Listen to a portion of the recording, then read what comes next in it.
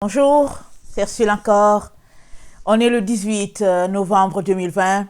Alors, je viens sonner la trompette ce matin encore et je viens proclamer le retour de notre Seigneur Jésus-Christ. Amen. Alors, que vous puissiez vous préparer. Amen. Moi avec. Amen. Que le Seigneur nous accorde vraiment quelques temps. Amen. Encore. Amen. C'est la prière de tout un chacun parce que alors, si nous, on pense qu'on est prêt, il y a d'autres qui ne sont pas prêts. Amen. Pendant que on s'apprête, on prie aussi pour que le plus grand nombre puisse s'éveiller à cette réalité-là, que nous sommes la génération de la fin. Amen. Et qui dit fin, dit jugement, dit récolte. Amen. Assemblage. Amen. Et puis le bon grain sera mis en sécurité. Et le mauvais, voilà, ça va passer au feu. Alors, ma prière est que tout un chacun, que tous ceux-là qui viennent sur cette chaîne-là, qu'ils puissent tous faire partie, amen, du bon grain. Amen, ça c'est ma prière. Que le Seigneur puisse nous exaucer. Amen. Alors, aujourd'hui, je viens parler du dragon, son esprit, sa culture. Amen. Hier, on a parlé du dragon, l'institution. Amen. Et avant-hier, on avait parlé de la femme qui représente Israël spirituel. Amen. Et ce groupe-là, de tous ceux-là qui se mettent en connexion avec le Dieu. Amen. Le Dieu d'Abraham, d'Isaac et de Jacob. Amen. Quand bien même on est du 20e, 21e siècle et que on est, entre guillemets, des gentils, mais on ne reste pas des gentils à toujours. Amen. Dans Romains, c'est dit que ceux-là qui ont accepté le Seigneur alors qu'ils ne sont pas juifs, Paul les appelle les gentils. On les appelle les gentils, les gens d'ailleurs. Amen. C'était ça le nom. Mais on ne reste pas gentil à toujours. À un moment donné, quand on donne sa vie à Jésus, je l'espère, on finit par épouser sa culture, on finit par épouser, au fait, ses attributs, parce que la culture de Jésus, c'est la culture du ciel. Amen. Alors, si on reste gentil, entre guillemets, un païen qui est devenu chrétien, si on reste comme ça toute notre vie, il y a un problème. Il y a un problème. Alors, malheureusement, souvent, ce qui se passe, c'est que, on accepte ce Jésus-là, et quand ça ne nous arrange pas, on dit on est gentil, on dit on fait partie des gentils, on n'est pas juif. Et quand ça nous arrange, on dit ah oui, que Dieu est notre Père, et puis Abraham, on est les descendants d'Abraham, etc., etc. Mais il est important qu'à un moment donné, on puisse grandir sur ce plan-là, et puis régler ce problème-là une bonne fois pour toutes. Soit on suit Jésus et on l'embrasse avec tout ce qu'il est, soit on ne le suit pas. Et puis, ben voilà, et puis on mène notre vie comme on l'entend. Parce qu'on est vraiment dans les temps où Apocalypse 22 nous dit que celui qui est injuste soit encore injuste, que celui qui est souillé se souille encore, et que le juste pratique encore la justice, et que celui qui est saint se sanctifie encore. Voici, je viens bientôt. Et ma rétribution est avec moi pour rendre à chacun selon ce qu'est son œuvre. Amen. Alors, le Seigneur nous encourage, il n'y a pas de milieu. Tu es soit d'un bord, soit de l'autre. Et il nous encourage vraiment à exceller dans ce que nous sommes en train de faire. Alors, si nous marchons dans les ténèbres, il nous encourage à exceller dans ces ténèbres-là. Et si nous marchons dans la lumière, il nous encourage à exceller encore dans cette lumière-là parce qu'il n'y a pas de rapprochement, il n'y a pas de pénombre entre les deux, c'est pas possible. Alors que vraiment vous puissiez saisir cette vérité-là et vous dissocier complètement de ce que le Père n'aime pas si vous voulez être trouvé parmi les bons grains. Amen. Alors, comme dit, le dragon s'oppose à la femme. Amen. Le peuple, Israël spirituel, le peuple de Dieu, ceux-là qui Dieu a remis le mandat de pouvoir éveiller tous les autres. Amen. Et nous sommes dans les temps où les esprits se réveillent Et puis tous les enfants de Dieu, amen. En tout cas, pas tous les enfants, disons, les enfants de Dieu qui cherchent sa face, s'éveillent à cette vérité-là que on est appelé à observer aussi bien l'Ancien Testament que le Nouveau. Ce n'est pas vrai que notre Bible à nous, ça commence à Matthieu. On traîne la grosse Bible depuis la Genèse, mais on s'arrête à Matthieu. Pardon, on commence à Matthieu, et arrivé à Matthieu, on s'arrête à Pierre, je pense. Attendez, Jude, on ne le lit même pas. On s'arrête à Jean, voilà, à 1 Jean, les épîtres de Jean, on s'arrête là. De temps en temps, on fouille un peu, on regarde ce qui nous arrange et puis on prêche là-dessus. Mais ce n'est pas comme ça qu'on devrait se comporter. On devrait lire la Bible en long et en large, et puis après, on devrait s'approprier toute la Bible, parce que toute la Bible, c'est la parole de Dieu. Et même, on n'a pas tout dans les 66 livres. Alors c'est pourquoi je ne cesse de vous encourager de lire votre Bible. Lisez la Bible, tout est dedans. Et s'il y a une petite erreur qui se glisse, le Père, l'Esprit de Dieu ne manquera pas de vous révéler qu'ici, là, il y a une petite erreur, il ne manquera pas de vous donner la compréhension.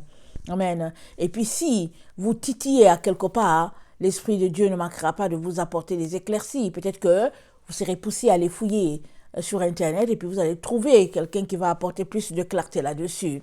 Alors, mais ne pas le lire, c'est ça demeurer dans les ténèbres. Si on ne lit pas la parole, l'ennemi aura raison de nous. Amen. Il va nous tromper comme il le fait déjà. Alors, donc, on est vraiment dans le règne de la bête.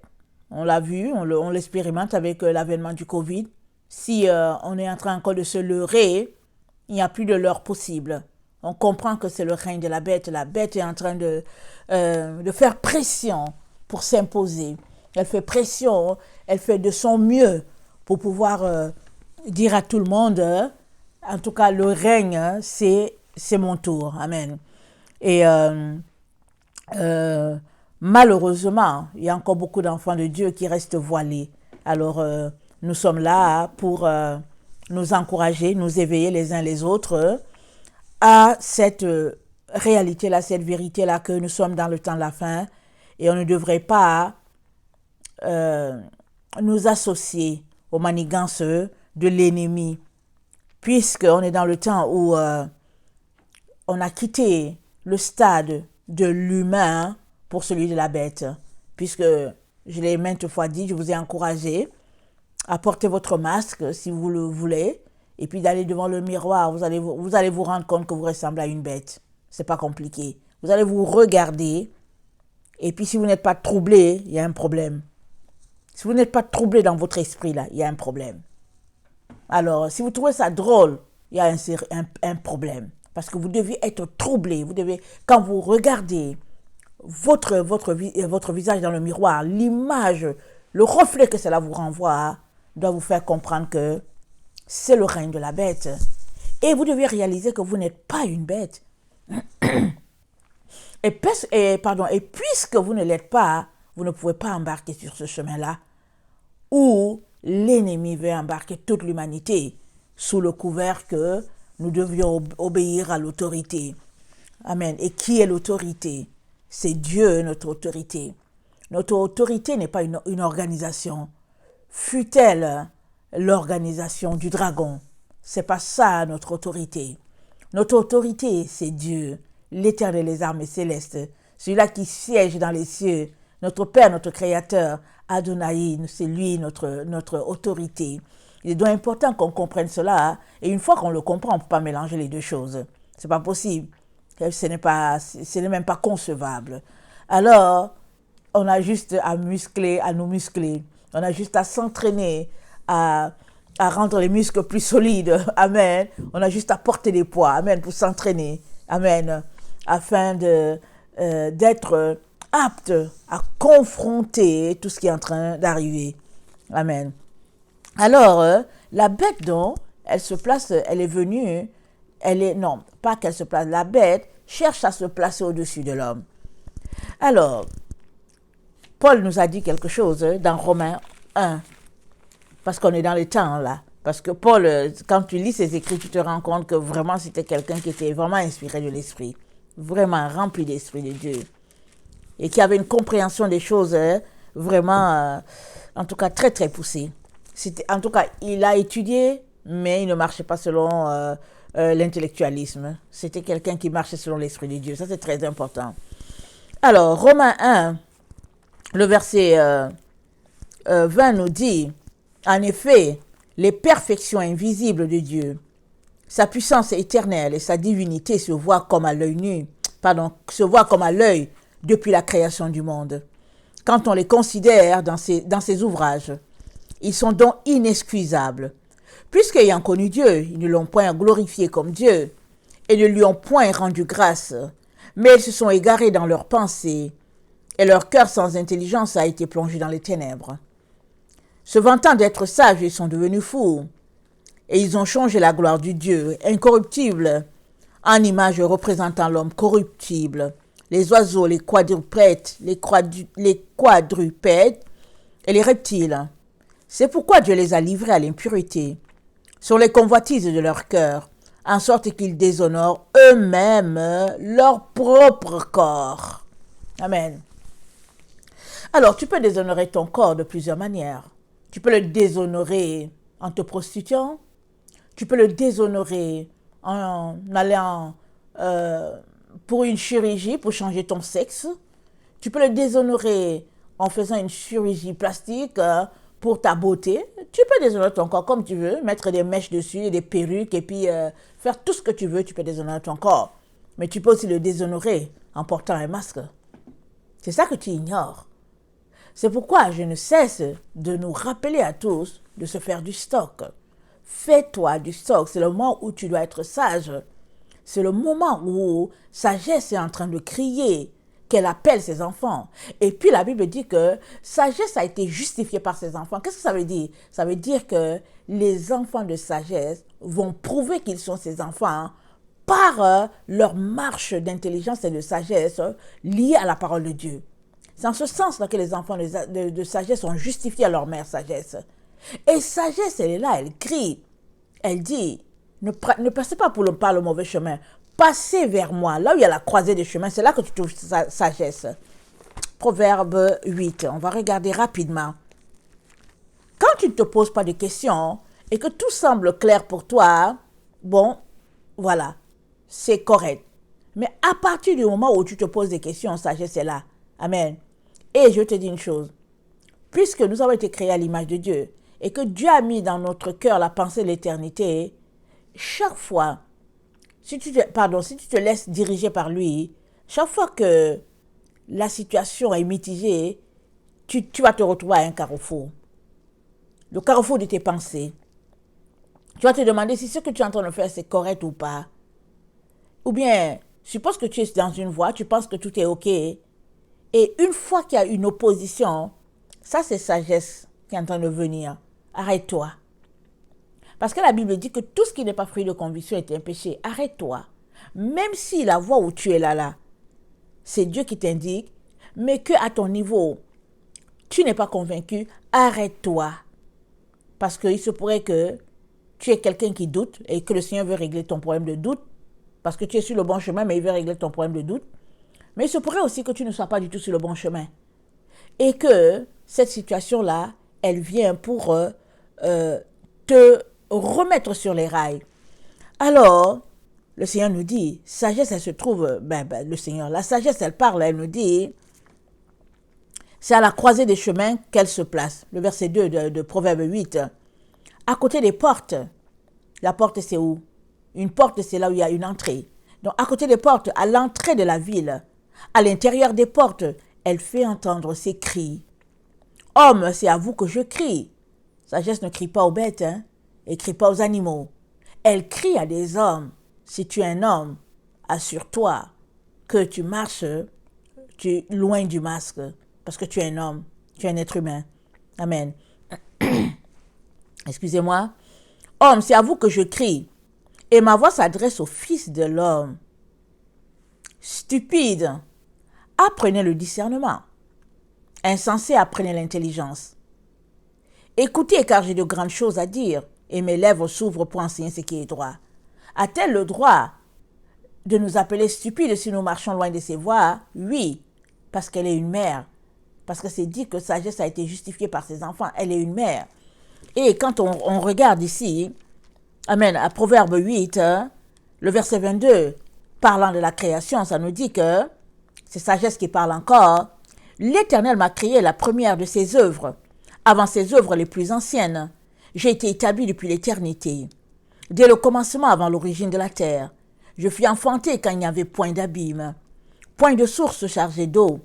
Avant que les montagnes soient affermies, avant que les collines existent, je fus enfanté. Il n'avait encore fait ni la terre, ni les campagnes, ni le premier atome de la poussière du monde. Il n'avait pas encore fait ça. Sagesse était déjà là. Donc sagesse, c'est la base de toute chose. Amen. Alors normal qu'elle puisse nous appeler stupides. Elle nous dit, écoutez, vous avez besoin du discernement.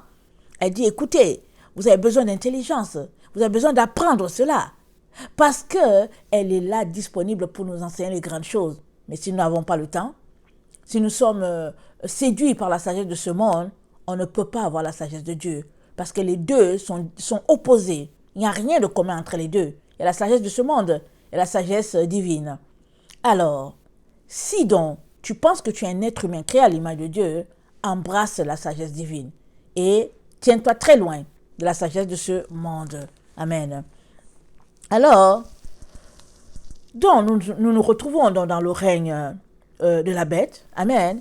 Et Paul nous dit que nous sommes dans le temps où les gens se vantent d'être sages, mais qu'en fait, ils sont fous. Ils disent, on change la gloire de Dieu, incorruptible, en image représentant l'homme corruptible. Alors, regardez comment on est beau là, comment Dieu nous a créés à son image là.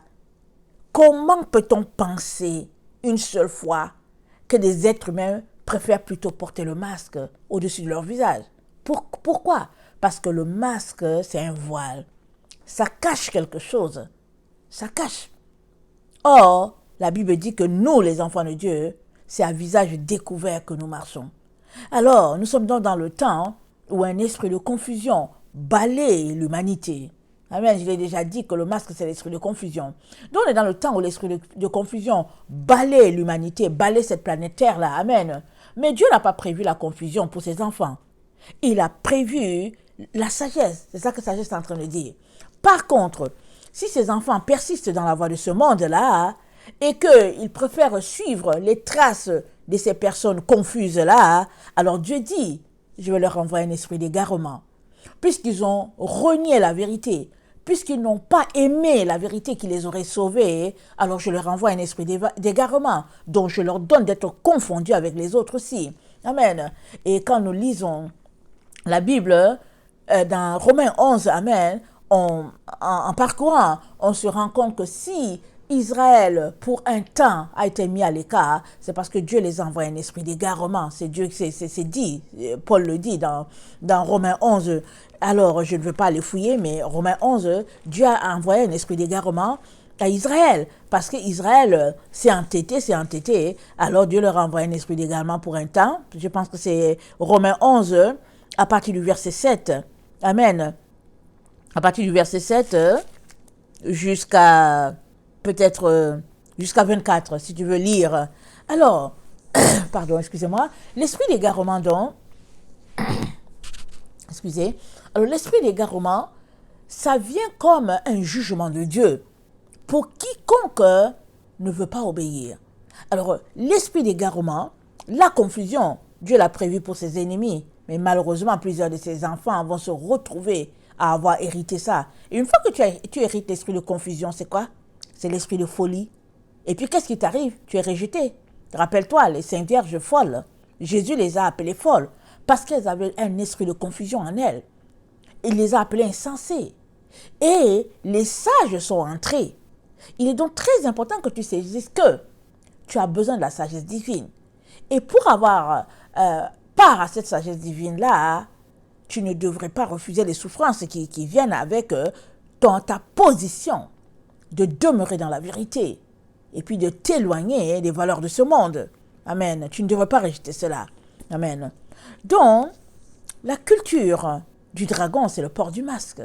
C'est le voile. C'est cacher quelque chose. Mais ici, c'est cacher notre personnalité. C'est cacher notre visage. C'est nous initier aux ténèbres. Parce que nous sommes les enfants de lumière, rappelez-vous.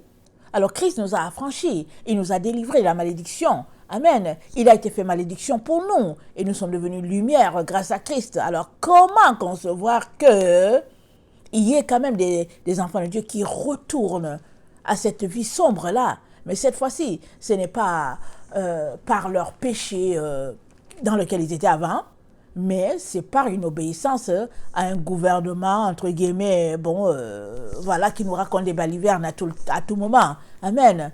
Alors, il est donc important qu'on comprenne que on ne peut pas marcher sur cette trace-là. On est des enfants de lumière. Alors, nous, chez nous, c'est un esprit, c'est à visage découvert que nous fonctionnons.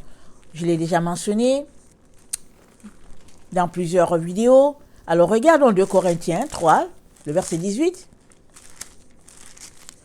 2 Corinthiens 3, le verset 18,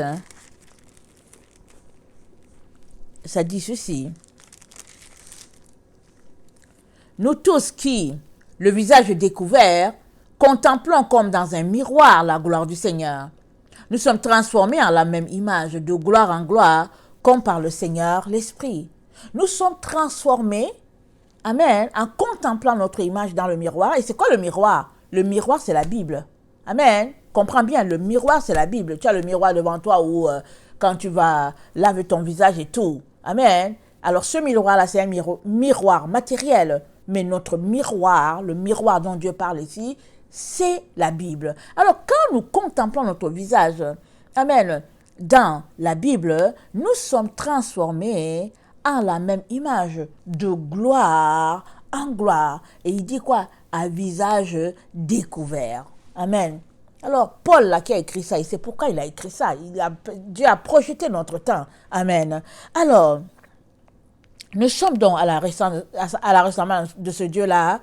Et quand nous sommes le visage découvert, nous sommes transformés à l'image, à cette image-là, quand nous contemplons la gloire divine. Amen. Ce n'est pas avec un masque sur le visage. Ça n'a aucun sens.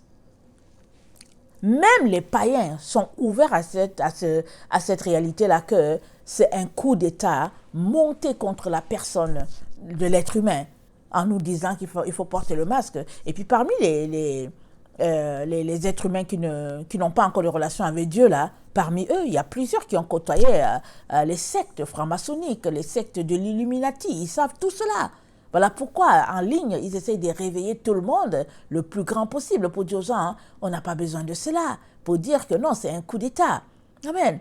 Mais il n'y a que les enfants de Dieu qui sont là, ils disent au nom de l'autorité que Dieu leur aurait dit d'obéir à l'autorité. Ok, d'accord que Dieu t'a dit d'obéir à l'autorité. Alors, comment expliquer que les 12 apôtres ont été chicotés à tout moment? Ils sont morts, vraiment martyrs. Alors, s'ils devaient obéir aux autorités là, parce ils ont dit, quand on les a bien fessés là, bastonnés, je ne sais pas si c'est Pierre, Jean, et puis je ne sais plus qui, ils ont dit aux autorités là, pour dire, réfléchissez vous-même. Est-ce que nous devions vous obéir plutôt qu'à notre Dieu? Ils leur ont dit ça pour dire que ce que vous nous demandez là, ça n'a pas de sens. Amen. Alors, qu'est-ce qui peut nous amener dans une situation où nous choisissons d'obéir à une autorité matérielle au lieu d'obéir à Dieu? C'est parce que nous ne connaissons pas Dieu. C'est simple, c'est pas compliqué. Il faut que je vous le dise bien là. C'est parce qu'on ne connaît pas Dieu. Ce Dieu-là que nous connaissons, il est dans notre tête. Puisqu'il est dans la tête, alors on se dit, bon, on essaie de voir qu'est-ce qui conviendrait le mieux, on essaie toujours d'être gagnant. On tire toujours la couverture de notre côté en tant qu'être humain. La chair, elle tire toujours la couverture de son côté. Mais quand on connaît Dieu, c'est dans le cœur qu'il reste. Il loge dans notre cœur. Et quand tu compares les deux choses, il n'y a même pas de comparaison. Il n'y a même pas match, comme on dit. Match, il n'y a pas. Alors tu t'arrêtes, tu te dis que non. Il n'y a pas de comparaison. Je ne peux pas déshonorer mon Dieu, mon Seigneur, à ce point-là. Quand même, quelle honte. Quelle honte. Alors, 2 Corinthiens 4, le verset 2 à 4 nous dit ceci. 2 Corinthiens 4. Nous rejetons les choses honteuses qui se font en secret. Nous n'avons point de conduite astucieuse. Et nous n'altérons point la parole de Dieu. Mais en publiant la vérité, nous nous recommandons à toute conscience d'homme devant Dieu. Waouh! Vraiment une parole pour toi et moi. Il dit, nous rejetons les choses honteuses qui se font en secret. Nous n'avons point une conduite astucieuse. Et nous n'altérons point la parole de Dieu. Mais en publiant la vérité, nous nous recommandons en toute conscience d'homme devant Dieu. Si notre évangile est encore voilé, il est voilé pour ceux qui périssent. Il est voilé pour ceux qui périssent, mais pas pour toi, mon frère, pas pour toi, ma sœur. Ça ne peut pas être voilé pour toi. Réveille-toi, ressaisis-toi, ok? Ressaisis-toi. Il n'y a rien qui puisse t'arriver de grave. Il n'y a rien, parce que la chair, là, amen, elle va périr. De toutes les manières, elle sera transformée en un corps incorruptible. Amen. Mais ta vie, là, toi, la personne, là, tu vis dans cette boîte-là qui est ton corps.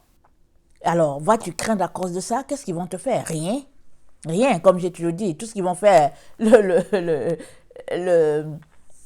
la punition ultime qu'ils vont te donner, c'est qu'ils vont juste te tuer, c'est tout. Ça, c'est la punition ultime. Ils ne peuvent pas te faire autre chose. Ils ne peuvent pas t'enlever. Amen. Dieu, parce que Dieu est inscrit dans ton ADN. Et ton ADN, c'est dans chaque cellule de ton être. Amen. C'est marqué partout que tu appartiens à Dieu, que tu es un enfant de lumière.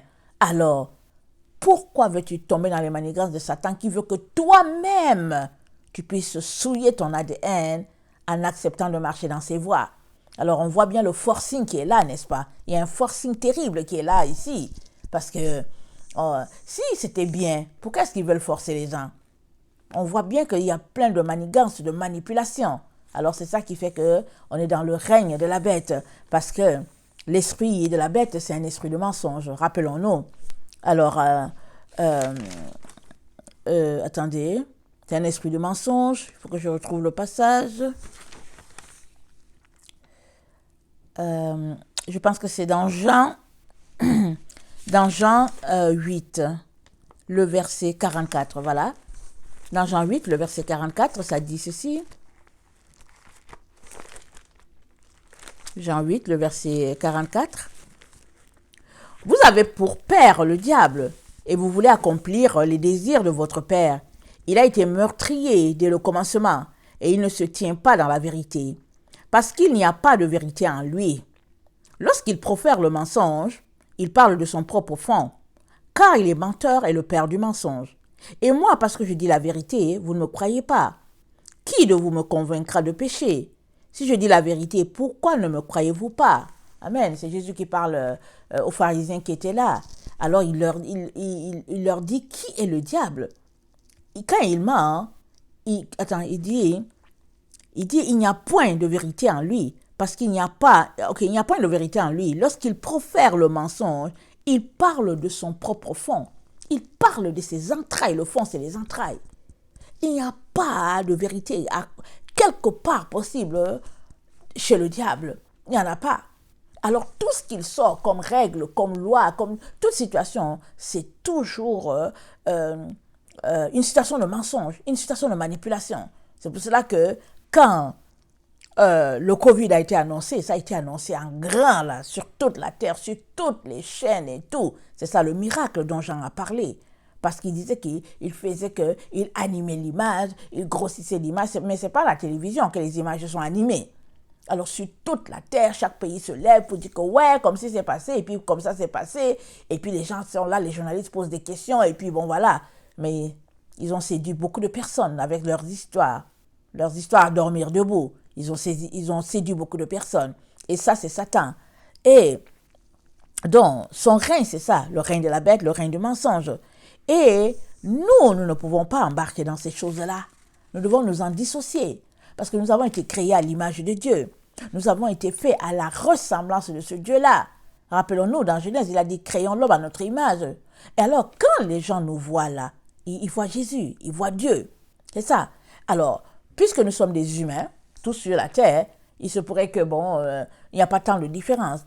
Mais le diable, là, quand il nous voit, il sait très bien qui nous sommes. Les démons, là, quand ils nous voient, ils savent très bien qui nous sommes. Et les gens qui marchent avec Satan, là, les mystiques, là, quand ils te voient, ils savent très bien qui tu es. Ils voient ta lumière, ils le voient très, très bien. Et puis, s'il y a une zone d'obscurité dans ta vie, ils voient aussi les ténèbres. Mais ils savent qui sont les vrais enfants de Dieu et puis qui ne les sont pas. Et ceux-là qui ne le sont pas. Alors, nous sommes à la ressemblance de ce Dieu-là. Et Satan, il n'est pas la ressemblance de ce Dieu. N'oublie pas, hein, il a perdu toute sa gloire. Il n'est que mort. Amen. Il n'est que épave. Il n'y a pas de vie en lui. Quand il vit là, c'est à travers les êtres humains qu'il vit. C'est comme ça. Alors, comme il sait qu'il est déjà mort, qu'il est une épave et qu'il n'y a pas de vie en lui, alors, son travail, amen, à chaque jour, son travail, c'est de perpétuer la mort dans les gens. C'est de perpétuer cette chaîne de mort dans chaque être humain. Et toi, tu dois aller à contre-courant en résistant. Et tu résistes comment? En marchant dans la vérité. Mais si tu vraiment cèdes dans le mensonge, c'est fini. Tu viens d'être contaminé par les ténèbres. Tu viens d'être contaminé par le monde de la bête. Et si tu ne te répands pas, tu vas tout simplement déchoir. C'est ça. Alors, c'est ça qu'il faudrait que tu comprennes. C'est plus profond, c'est très profond. Cette situation-là que tu vois en surface, que tu as l'impression tout simplement que tu portes un petit masque et puis pour aller t'acheter ton lait ou bien tes œufs pour tes enfants, c'est beaucoup plus profond que ça. Alors, il est très important qu'on puisse se préparer. Amen. Alors, donc nous portons ce Dieu-là en nous. 2 Corinthiens 4, le verset 7 nous dit: nous portons ce trésor dans les vases de terre, afin que cette grande puissance soit attribuée à Dieu et non pas à nous. Nous sommes pressés de toute manière, mais non réduits à l'extrémité, dans la détresse, mais non dans le désespoir, persécutés, mais non abandonnés, abattus, mais non perdus, portant toujours avec nous dans notre corps la mort de Jésus, afin que la vie de Jésus soit aussi manifestée dans notre corps. Afin que la vie de Jésus soit manifestée dans notre corps. Afin que la vie de Jésus soit manifestée où?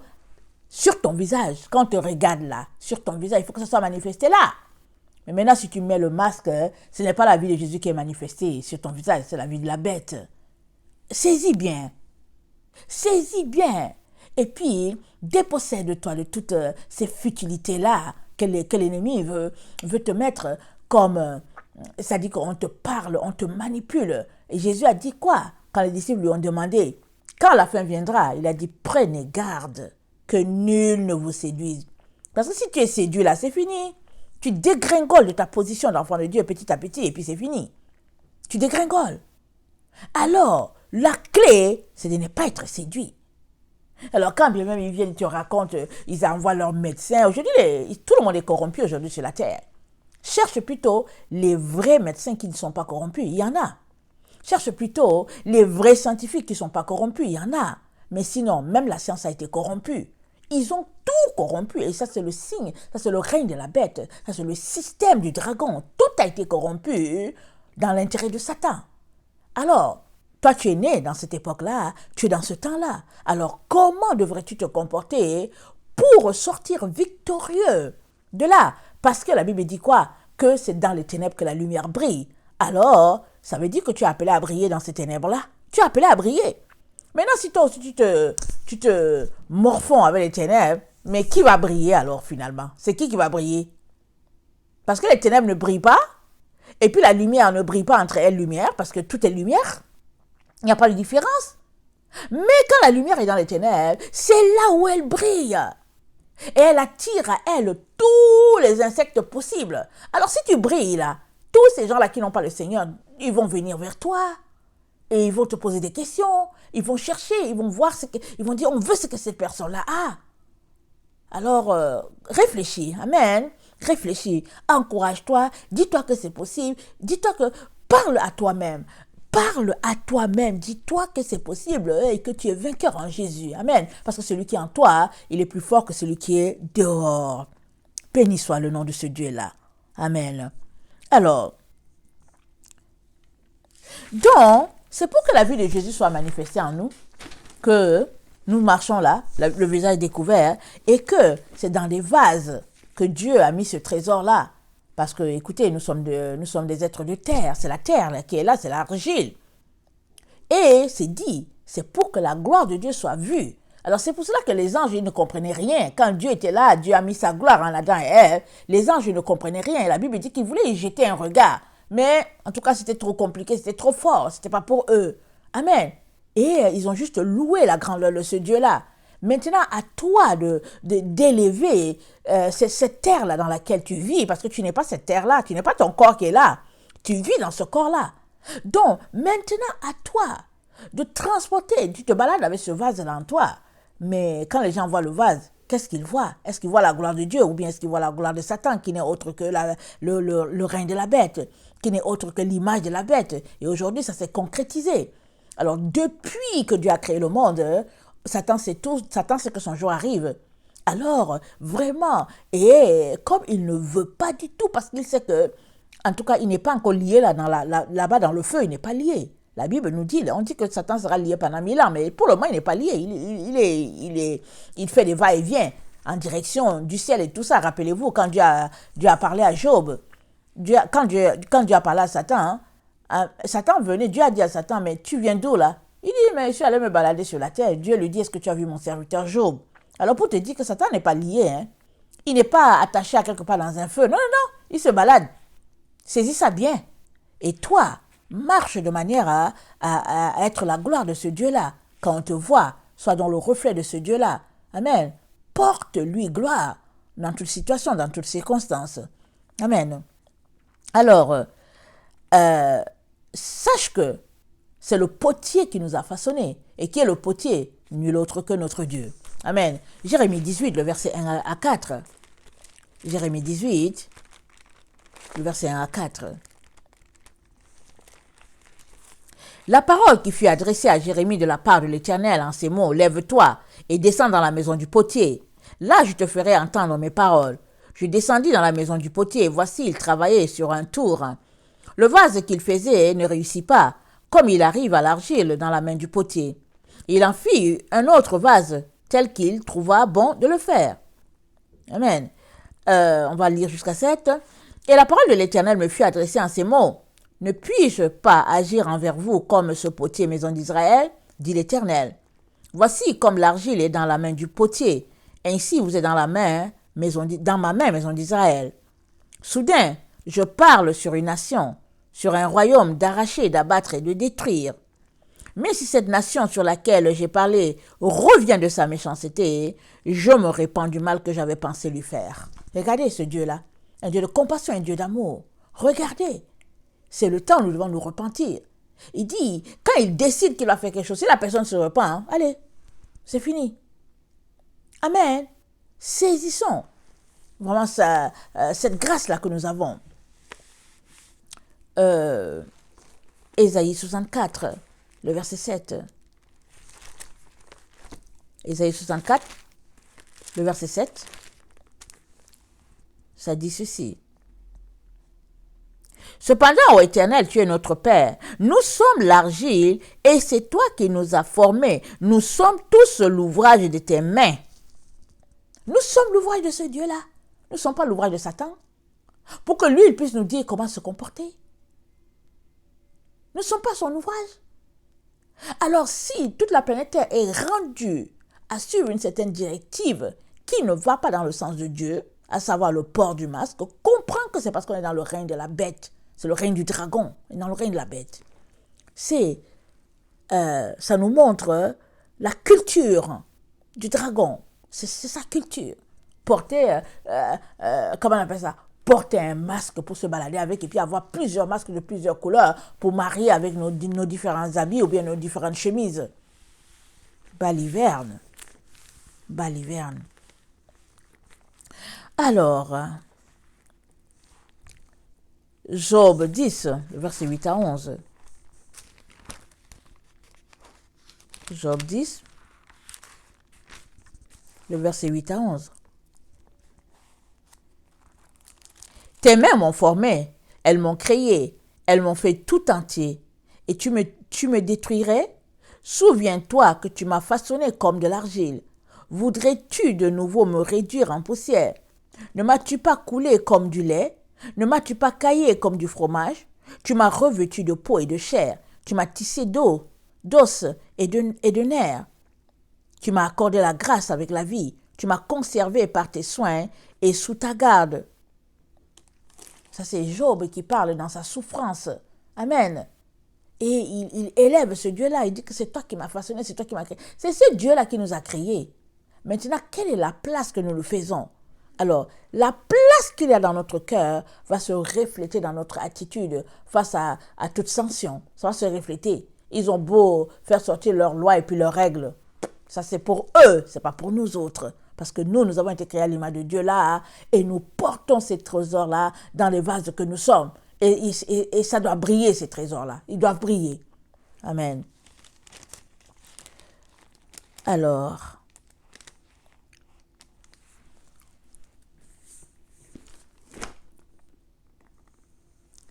comprenons que nous sommes dans le temps de l'imagerie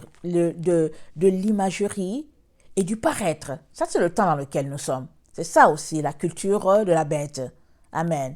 Alors, avant qu'il ne vienne avec le masque, on était là dans la télévision, Internet, sans beaucoup trop accorder l'importance. Souvent, on se dit que, oh non, je ne veux pas être dépendant de ces choses-là. Et puis, on sort de là. Mais il y a plusieurs personnes dont la vie a été détruite à cause de la télévision. Ils se lèvent le matin, alors ils mangent leurs céréales, ils s'asseyent devant la télévision, ils se lèvent et puis ils ont faim, ils mangent et puis bon, ils s'en vont devant les jeux vidéo. Et puis surtout, vous savez, les jeux sur lesquels nos enfants jouent, c'est très vraiment compromettant. Ah, amen. Alors, c'est de l'imagerie et tu as l'impression que c'est réel.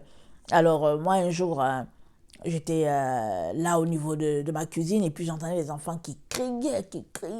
Alors là, je me suis dit, mais qu'est-ce qui se passe en bas? Est-ce qu'ils sont en train de jouer ou quoi? Je suis descendue.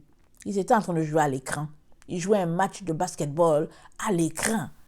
Alors, donc, c'était deux parties, chacun avait sa manette et ça criait et les autres regardaient. Et puis, je me suis dit, waouh, Seigneur. Imaginez une telle animation dans le sous-sol, alors que dans le fond là, ils sont assis. Ils sont vraiment assis, ils ont juste leur manette. Alors c'est pour vous dire combien Satan a rendu le paraître une vérité. Parce que c'est quoi la télévision? La télévision, c'est un assemblage de plusieurs images. Ils sont tellement proches. Je ne sais pas combien de millièmes je ne sais pas comment les compte là. Ils sont tellement proches. Et puis on les défile. Et tu as l'impression que c'est la même image. Rappelons-nous, quand ils ont commencé avec les films, je ne sais pas si est-ce que c'était Louis de Funès, ou bien Charlot, ou bien Charlie, je ne me rappelle plus.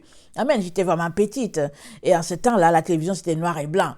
Et quand on mettait cette image-là de ce monsieur français-là qui tombait, qui se relevait, et puis tout le monde riait, et puis les enfants, on trouvait ça drôle. Mais c'était là que Satan était en train de nous séduire à l'imagerie. Amen. Et puis finalement, ils ont trouvé comment associer à l'imagerie le son, si bien qu'ils ont monté toute cette histoire-là qui est devenue la télévision. Je ne sais pas si c'est dans les années 70 qu'il y a eu la première télévision, où on a pu assembler, amen, images et puis son.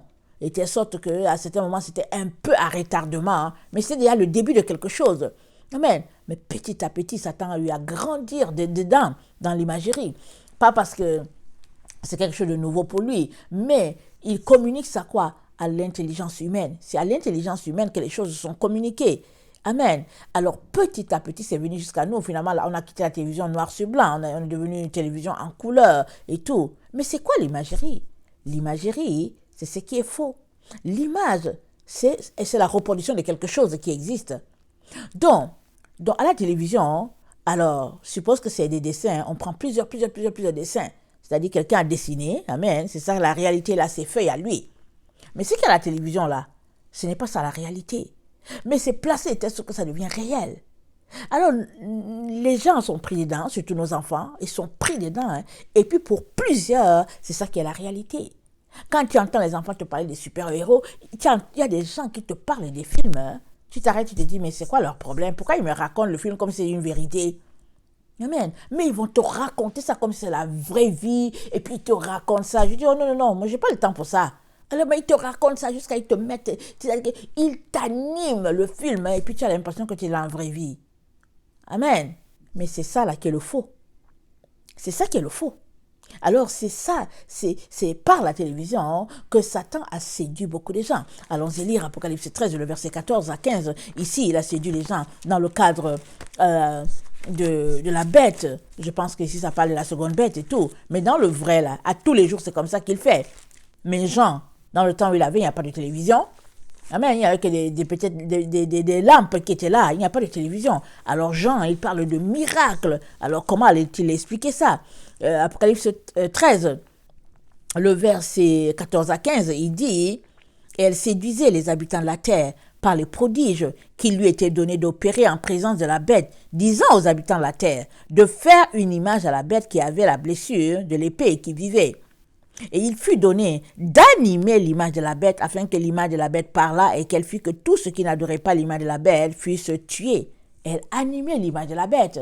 Effectivement, la télévision, c'est des images animées. Amen. Alors, les gens sont séduits par là, si bien que le vrai monde dans lequel nous vivons, en tout cas, c'est un monde qui n'est pas agréable ou bien intéressant à la vue de plusieurs personnes.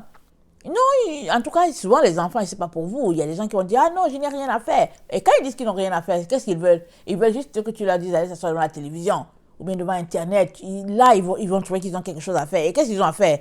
Ils s'asseyent pour regarder des images. Et puis c'est quoi ça? C'est ça la séduction. Ils regardent du faux, un duplicata. Ils regardent ça, ils sont là et puis ils rient, ha ha ha ha. Et puis pour eux, ça c'est quelque chose à faire. Mais si tu es un parent, tu devras faire sortir ton enfant de là, l'asseoir devant un truc à dessin, à dessiner, ou bien tu devrais apprendre à ton enfant à tricoter, ou bien tu devrais apprendre à ton enfant de lire la Bible. Comme il n'aime pas tellement lire, alors trouve-lui des émissions où c'est important que l'enfant soit en contact avec la réalité pour qu'il puisse faire la différence. Parce que quand un enfant est rendu à ne pas faire la différence entre le réel et puis le faux, ou bien quand il est rendu à aimer plus le faux que sur le vrai, il y a un problème. Il y a un problème. Il sera séduit par la bête, par le règne de la bête. Il va céder là-dedans. Parce qu'on est dans les temps où on doit se déposséder de ces choses-là. Il n'y a pas longtemps, je disais à mes enfants, parce que bon, écoutez, je ne suis pas une femme, de 30 ans, dont je suis dans la cinquantaine, et puis j'ai des enfants, des ados, des jeunes adultes et tout. Je leur ai dit, vous savez quoi? Bientôt, vous devez vous séparer de la télévision. Oui, de la télévision, c'est vrai, mais de vos cellulaires. Amen. Moi, si ça ne dépendait que de moi, il n'y aurait plus de télévision dans ma maison depuis longtemps. Amen. Il n'y aurait plus de télévision. Mais je suis mariée. Alors, mon mari, il aime la télévision. Alors, bon, voilà, la télévision est là. Mais, j'ai dit à mes enfants, écoutez, il est temps que vous sépariez de vos cellulaires. Tout le monde m'a regardé. Ils se sont roulés les yeux. Ils se sont roulés les yeux. Mais ils savent que c'est vrai, parce que moi, je n'ai pas de cellulaire. Et ma tablette, quand je l'utilise, ou bien mon ordi, quand je l'utilise, c'est pour apporter les messages. Et puis, le jour où je n'apporte pas de message, s'il y a un bon message, un enseignement qui peut m'apporter, je peux m'asseoir pour écouter. Mais je n'ai pas le temps. Je n'ai pas le temps. Hein. Et puis, sciemment, j'ai décidé de ne pas avoir un cellulaire. Parce que je dis non, je n'en ai pas besoin. Mon téléphone fixe me suffit. Amen. Et même si c'était possible que j'ai ce téléphone là où on met la main, on tire, on fait, ça fait prrr, ça fait 2. J'aimerais avoir ça. Ça, c'est très intéressant. Si j'avais ça, le seul problème avec ce truc-là, c'est que tu ne te déplaces pas. Tu restes à l'endroit où c'est et puis ça te bloque là. Alors qu'aujourd'hui, avec les téléphones portatifs, tu te déplaces dans la maison, tu continues de faire ta cuisine, tu l'as à l'oreille et tout. Mais tout cela, c'est quoi? C'est la technologie. Amen. Mais on est appelé à se départir de ces choses-là. Parce que notre Dieu vaut plus que la technologie. Et le monde de l'Antichrist, c'est le monde de la technologie. Rappelons-nous la statue de Nebuchadnezzar, expliquée par Daniel. Le quatrième royaume, les pieds de la statue, elle est faite de plomb et puis d'argile. Alors c'est l'alliage amen, de notre personne avec l'ordinateur, avec le système de Bill Gates et puis tout le tralala du nouvel ordre mondial. Ils veulent nous mettre des puces, ils veulent nous rendre des ordinateurs ambulants. Mais on est des êtres humains. Est-ce qu'on a besoin d'être des ordinateurs ambulants? Mais il y en a certains qui vont trouver que c'est un projet cool. Et qui sont-ils? Ceux-là qui ont été versés depuis longtemps dans l'imagerie et qui sont pris à ça, qui se disent que oui, c'est une belle expérience et puis parce qu'on vous savez, le mensonge 1000 fois répété devient vérité. Alors c'est devenu vérité pour plusieurs personnes. Mais nous qui sommes créés à l'image de Dieu, nous savons que tout cela là, ça ne devrait pas être et que on devrait fuir rapidement avant que ça nous envahisse. Et même si on ne veut pas, on se dit j'en ai besoin, hein, vient un moment où on va jeter tout cela. Il y a quelqu'un qui a fait un rêve et il a dit qu'il a fait un rêve et puis son rêve, il a été troublé par ce rêve-là. Et dans ce rêve-là, il dit qu'il y avait les cellulaires partout sur la rue, dans la broussaille, dans les piscines. Il dit les cellulaires étaient partout. Il dit qu'il s'est rendu compte que c'était les cellulaires des chrétiens. Ils se sont rendus compte que c'était nocif et que l'Antichrist cherchait à les joindre. Donc, ils se sont dépossédés de ça. Ils cherchaient à fuir. Parce que par les cellulaires, on peut te localiser, n'est-ce pas? On te localise. Alors qu'avant, tu avais ta vie tranquille. Et puis là, s'il y a un ennemi qui te cherche, il essaie de voir. Et puis, il connecte sur son cellulaire à lui. Et puis, il tape ton nom. Et puis, il sait que tu es à tel endroit. Et puis, ils vont te localiser. Alors, ça, là, on est rendu à ce stade-là. Et les enfants de Dieu, ceux-là qui ont jeté leur cellulaire, le monsieur dit que l'enlèvement s'est passé. Et puis les autres se sont rendus compte que bon, les voilà, ils sont restés sur la terre. Et à partir de ce moment-là, en tout cas, leur vie a drastiquement changé. Ils ont compris que c'était ça qui les a gardés loin. Ils n'écoutaient pas. Ils ont compris. À partir de là, ils ont dit, ça me vaut quoi? Jésus est venu, Jésus est parti. Que vaut ma vie? Que vaut ma vie? Je vais mourir maintenant. Alors, ils ont compris que, bon, voilà, si maintenant je meurs, au moins que j'ai l'occasion d'avoir part à l'autre résurrection après 1000 ans. Au moins que j'ai cette grâce-là, cette opportunité-là. Amen. Alors, donc, pour revenir à nos différents points, amen, il est temps que tu comprennes que nous sommes dans le désert, dans le moment. Amen. Apocalypse 12, parce que c'est notre texte. Excusez, je ne l'ai pas lu. J'ai oublié de le lire, mais c'est notre texte d'aujourd'hui, c'est Apocalypse 12. C'était la suite, je suis désolée. Alors, Apocalypse 12, hein, je vais le lire là, ok? Ça dit, un grand signe parut dans le ciel, une femme enveloppée de soleil, la lune sous ses pieds, et une couronne de 12 étoiles sur sa tête. Elle était enceinte et elle criait. Étant en travail dans les douleurs de l'enfantement, un autre signe parut encore dans le ciel. Et voici, c'était un grand dragon rouge ayant 7 têtes et 10 cornes, et sur ses têtes, 7 diadèmes.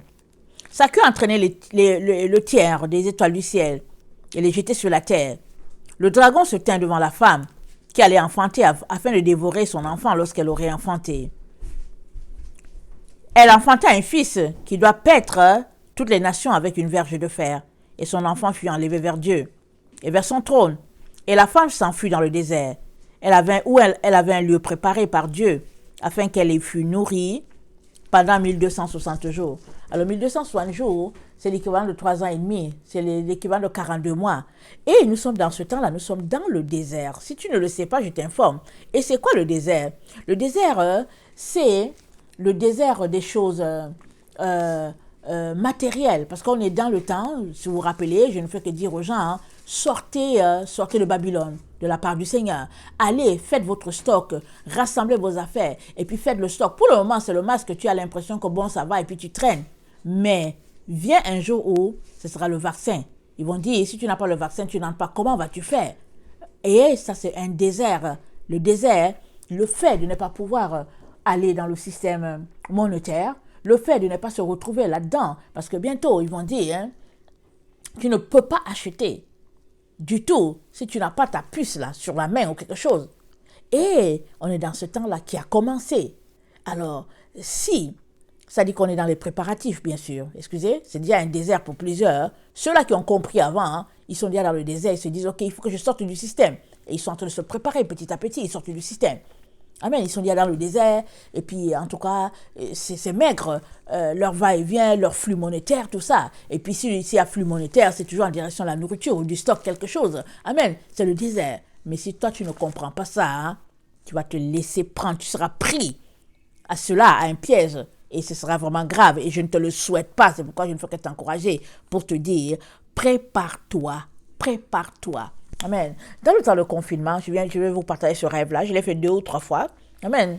C'était, je pense, 2 ou 3 mois quand le confinement a été annoncé. Le confinement a été annoncé au mois de mars. Je pense que ça devait être au mois de mai ou de juin. Je ne vais pas aller fouiller dans mes calepins. Amen. J'ai fait 2 ou 3 rêves. Et dans ces rêves-là, je passais et puis il y avait des gens qui étaient alignés. Et c'était des enfants de Dieu, c'était des chrétiens. Certains dedans je connaissais, d'autres je ne connaissais pas. Mais ils étaient alignés. La file était longue. Mais ce qu'il y avait de spécial, c'est que certains qui me connaissaient, quand ils me voyaient passer, ils se détournaient. Ils se détournaient de moi. Moi, je trouvais ça curieux. Je disais, parce que souvent je marchais, je cherchais le contact des yeux. Et puis, mais non, il n'y avait pas de contact. Ils ne voulaient pas, ils se détournaient. Et chaque fois que je sortais de mes rêves, je trouvais ça spécial. J'ai dit, mais pourquoi qu'est-ce qu'il fait, Seigneur, que il se détourne? Qu'est-ce qu'il fait? Alors, j'ai continué de prier. Et le Seigneur m'a dit, je voulais te montrer, Ursule, le nombre de mes enfants qui vont se retrouver à prendre le vaccin. Il dit, c'est ce groupe-là que tu as vu. Il dit, c'est eux. C'est pourquoi ils se détournent de toi, parce qu'ils te connaissent. Ils ont honte. Ils veulent pas, ils ont honte, ils veulent pas que tu les vois, alors ils se détournent. Vous savez, souvent tu vois une personne venir de très loin, tu te détournes, pas brusquement, tu te détournes poliment, de telle sorte que tu as l'impression que tu fais comme si tu n'as pas vu la personne alors que tu l'as vue. Alors c'était comme ça que les gens faisaient. Alors, j'ai dit, quoi? Seigneur, ils vont prendre le vaccin. Le Seigneur dit, oui, ils vont prendre le vaccin parce qu'ils ne sont pas préparés. Ils ne sont pas préparés.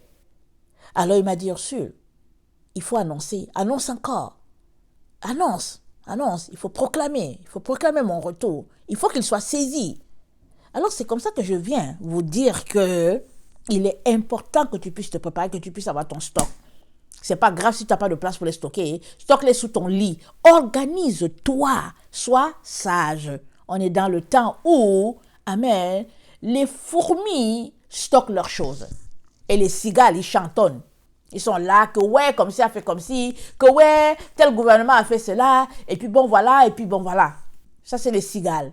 Toujours en train de raconter, en train de prendre ici ce que la télévision a dit, et puis tout ça. Mais les fourmis, est-ce que tu les vois? Non. Est-ce qu'elles parlent? Elles parlent même pas, elles sont occupées, elles prennent seulement leur stock. Elles font juste leur stock, elles font leur stock. Amen. Alors si tu dis, oh non, la maison est comme si, les fourmis, tout ça, mais il faut bien que les fourmis aussi mangent. Si tu ne veux pas, si tu crains les fourmis chez toi, ben voilà, laisse-les alors venir, ils vont venir manger aussi une partie. Mais ce que tu dois comprendre, c'est que tu dois avoir du stock. Et du stock, les denrées non périssables. Le macaroni, le spaghetti, ça périme jamais. Le riz, ça périme jamais. Amen. Et les boîtes de conserve, ça périme. Mais voilà les choses qui ne périment jamais. L'huile, ça périme pas. Le sel, ça ne périme pas. Dépose ça chez toi dans ta maison. Et puis, en tout cas, dépose ça quelque part. Mais fais un bon stock. De telle sorte que si toi, tu peux manger, pense aussi à ton voisin qui n'a rien, à qui tu pourrais aussi donner à manger, une fois peut-être par jour. Parce qu'on est dans les temps de la survie. On est dans les temps des vaches maigres. Pour le moment, ça n'a l'air de rien. Mais l'année 2020, là, il reste juste comme combien? Comme 6 semaines. Hein? Ça va finir. Et on va tomber en 2021. En tout cas, c'est là qu'on va comprendre. C'est là qu'on va comprendre. Si on ne comprend pas là, c'est là qu'on va comprendre. Ils vont commencer à visser, les fournisseurs vont arrêter de fournir.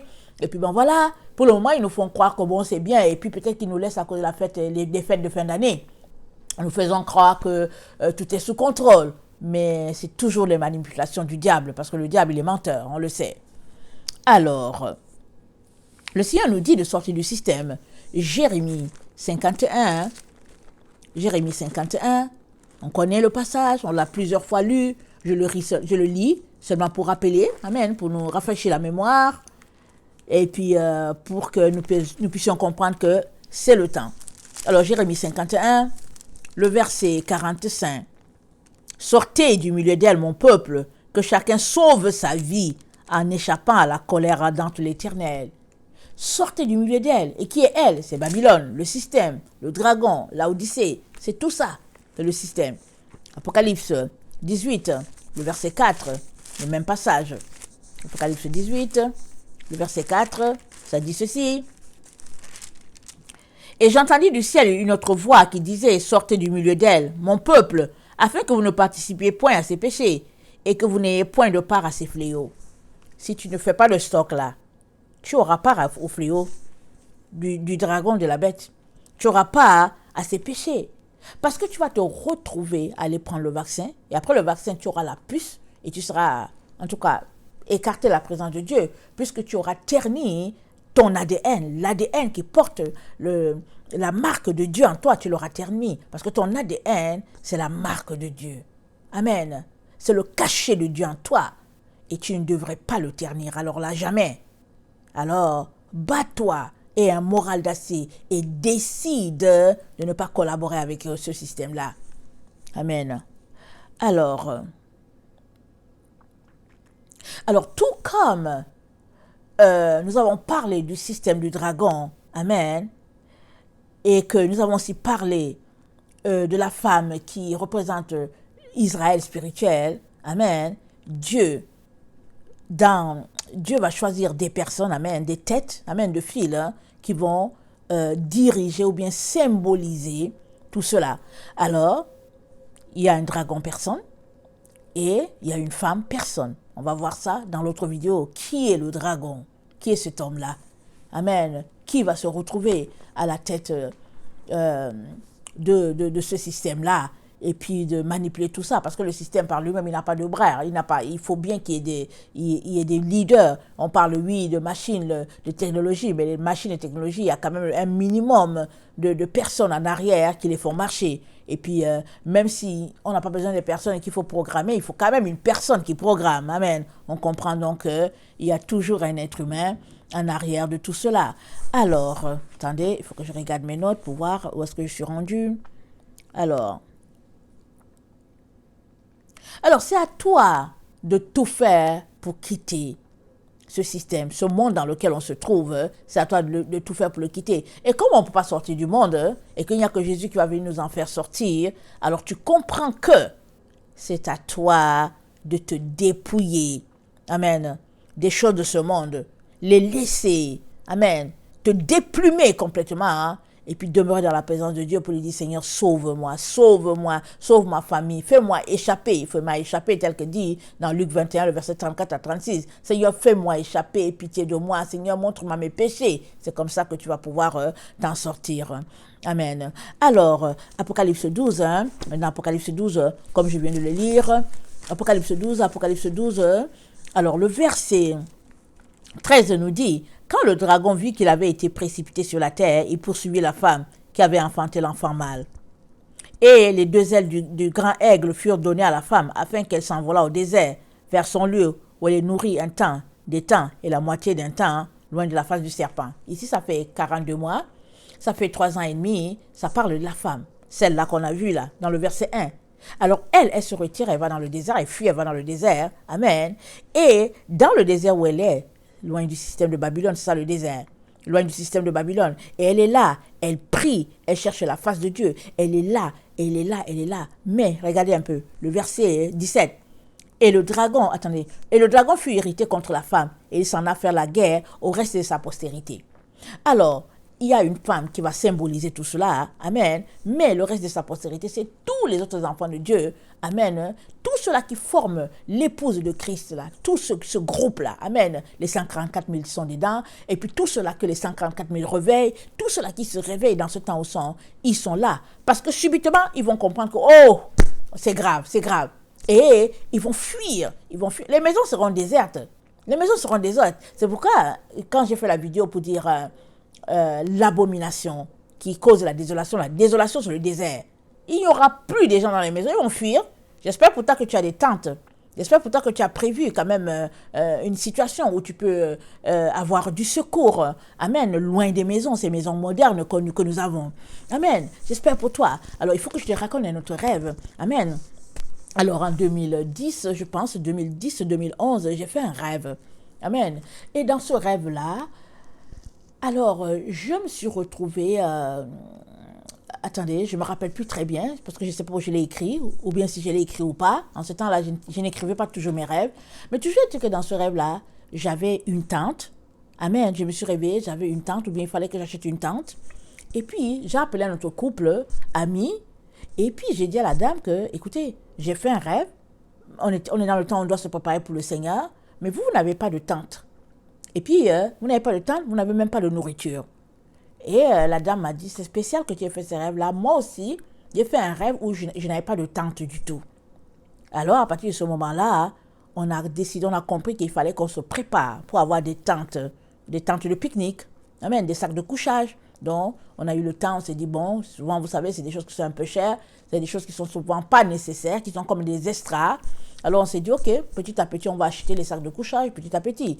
Si une session, tu achètes un sac de couchage à 40, 50 dollars, amen. En tout cas, au début, après 2 ans, tu auras en tout cas accumulé, en tout cas, tu auras beaucoup de sacs de couchage. Alors, donc on a décidé de se préparer et tout. Et puis, en 2016, je fais un autre rêve. Et dans ce rêve-là, j'étais là assise, en train de parler avec mon mari.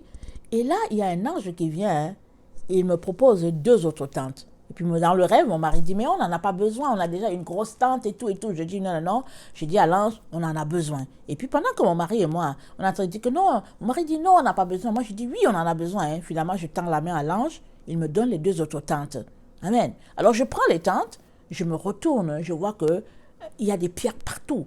Et dans le rêve, j'ai conscience qu'il y a eu un chamboulement, soit un tremblement de terre, en tout cas, qu'est-ce qui s'est passé, je ne sais pas. Je prends conscience tout simplement qu'il y a eu un chamboulement. Alors, on se met à marcher, mais on marchait sur des pierres. Les pierres, en tout cas, les pierres, les maisons qui sont écroulées et tout ça.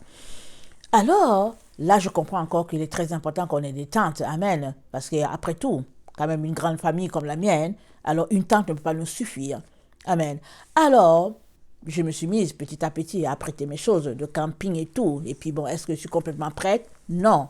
Tout cela pour te dire que quand on se prépare là, on ne dit pas, ici là je ne prends pas ça et puis tout ça. Tu te prépares. C'est tout. Tu te prépares comme dans une situation de séisme, dans une situation de difficulté. Tu te prépares.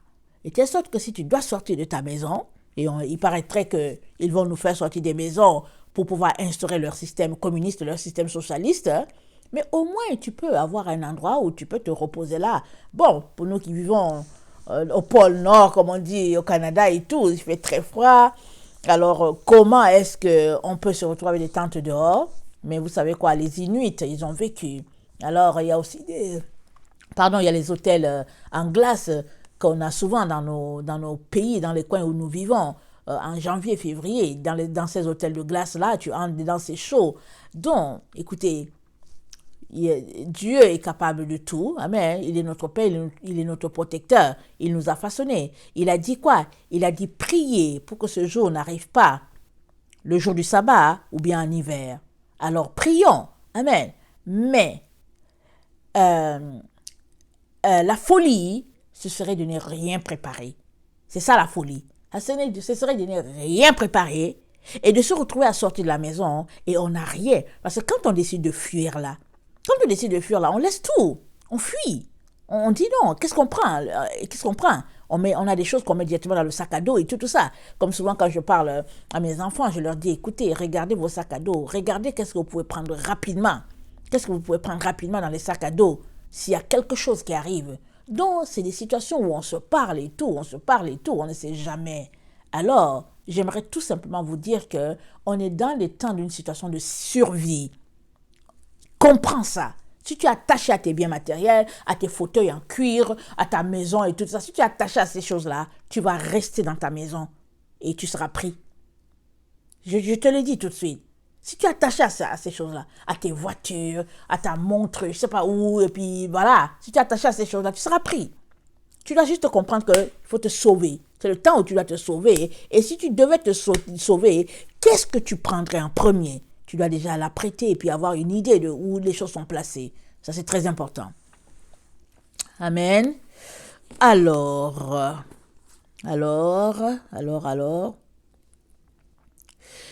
Comprenons donc que Alors, le verset 17 nous dit que le dragon, il va aller après la femme.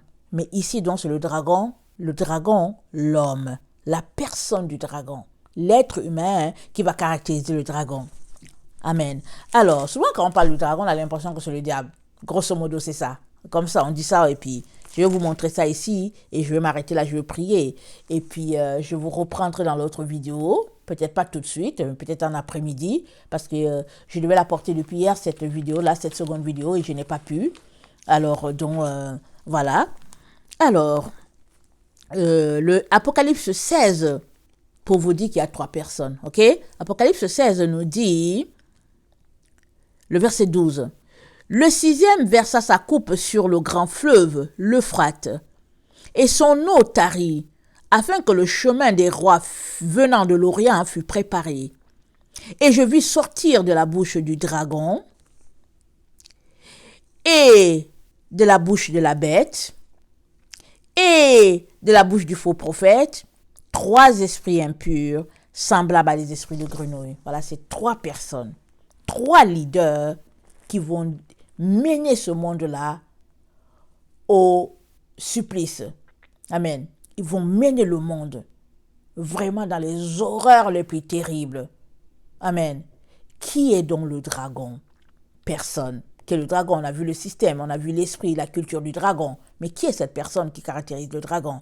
Alors on va le regarder dans l'autre vidéo. Amen. Que le Seigneur vous bénisse. Soyez fortifiés.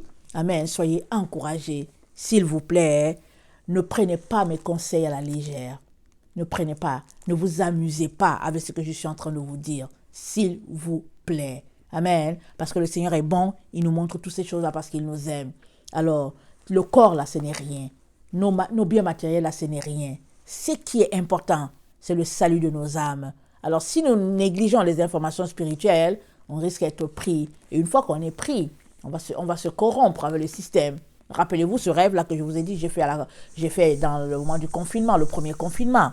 Comment il y avait des fils et des fils, et c'était des chrétiens, et certains même des gens que je connaissais. Alors ça m'a allumé, ça m'a réveillé, j'ai pris conscience que Seigneur, je n'aimerais pas qu'un seul enfant de Dieu se retrouve là, fût-il mon pire ennemi. Amen. Nous les enfants de Dieu, on n'a pas d'ennemis, on n'en a pas. Mais quand tu vois une situation comme ça, tu comprends que les enfants de Dieu sont aveuglés, ils sont bernés, et tu comprends qu'il est important que tu puisses prier, et que tu puisses prier pour eux, mais tu puisses aussi prier pour que Dieu te donne de dispenser le message de telle sorte que tout le monde puisse le saisir. Et c'est à ça que je m'attelle à tous les jours pour dire, Seigneur, comment est-ce que je pourrais encore l'apporter pour que les gens comprennent qu'il est temps de se réveiller, il est temps de ne plus dormir, mais de réaliser que nous sommes la génération de la fin et que pour peu de sacrifices, après peu de sacrifices, on va se retrouver dans la gloire de Dieu. Amen. Soyez bénis. Je vous aime beaucoup. Amen. Et Dieu davantage. Amen. Amen. Maranatha, Jésus revient. Alléluia. Soyez bénis.